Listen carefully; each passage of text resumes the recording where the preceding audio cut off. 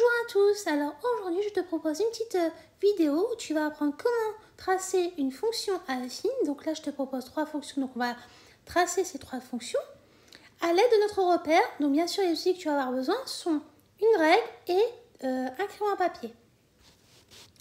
Donc ici, comme tu sais, lorsqu'on a une fonction affine, notre fonction affine est sous la forme de ax plus b. Et comme tu sais, ton b, c'est l'intersection avec l'axe des ordonnées. Donc par exemple, si ici on a f de x est égal à 2x plus 3, comme tu peux voir, ton b c'est 3. Donc ça veut dire déjà que notre droite de notre fonction va se couper ici. Donc ça veut dire qu'on va avoir une intersection au niveau de l'axe d'ordonnées à 3. Donc déjà, par exemple, on pourrait placer notre point ici. On pourrait l'appeler par exemple A. Je vais prendre une autre couleur pour mettre le A.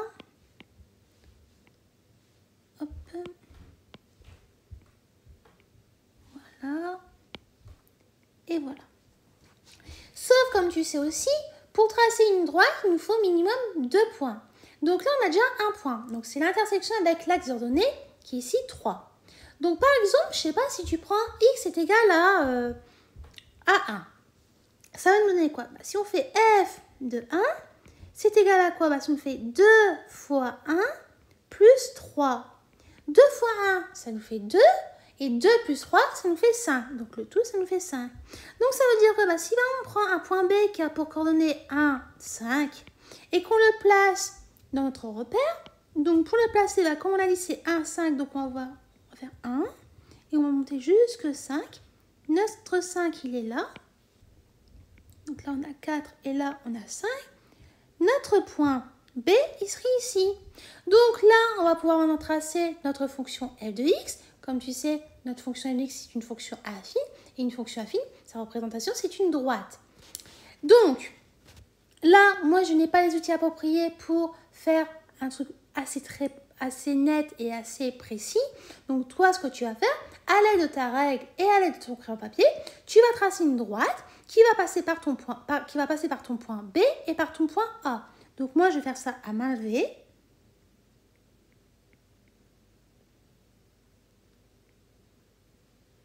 Et ça va nous donner à peu près ça. Voilà. Donc là, on a tracé notre fonction f de x. Maintenant, on va procéder de la même manière pour notre fonction g de x. Alors, on nous dit que g de x est égal à moins 2x plus 1. Donc, on remarque quoi? On remarque que l'intersection avec l'axe d'ordonnées, c'est 1. Donc, par exemple, si on place notre premier point, qui serait, par exemple, là, si je prends du bleu, hop. Donc, l'axe d'ordonnées, on a dit que c'était 1, donc c'est-à-dire qu'on aurait un point juste ici. Donc là, par exemple, si je l'appelle ce point-là, je l'appelle C. D'accord? Et donc, maintenant, on va procéder de la même manière comme on a fait avec la fonction f de x. C'est-à-dire, par exemple, si je prends g de 1, ça va nous donner moins 2 fois 1 plus 1. Et moins 2 fois 1, ça nous donne moins 2. Moins 2 plus 1, ça nous donne moins 1. Donc, si je nomme un point D qui a pour coordonnées 1, moins 1, et donc maintenant, on va le placer. On va procéder de la même façon comme tout à l'heure. C'est-à-dire, comme on part de 1, mais là, on va descendre de moins 1. Donc, notre point D, il serait ici.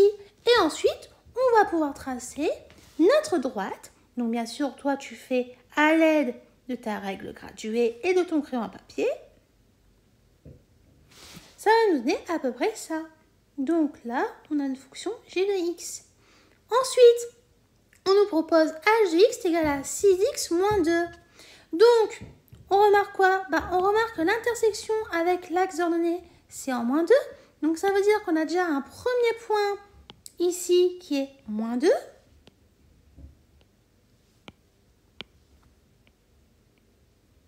Donc, ce serait 0 moins 2, donc l'intersection. Ensuite, pour déterminer un deuxième point, on va procéder de la même façon comme tout à l'heure.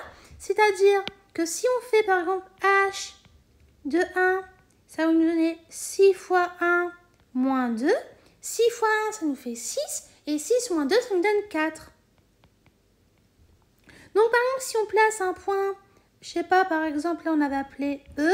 Donc là, si on appelle notre point F qui a pour coordonnées 1, 4, on aurait quoi? Bah, on procède de la même façon. Donc là, je vais prendre par exemple cette couleur-là. Donc si là on fait 1 et qu'on monte de 4, notre point d'intersection qui est là. Donc là, on aurait notre point F.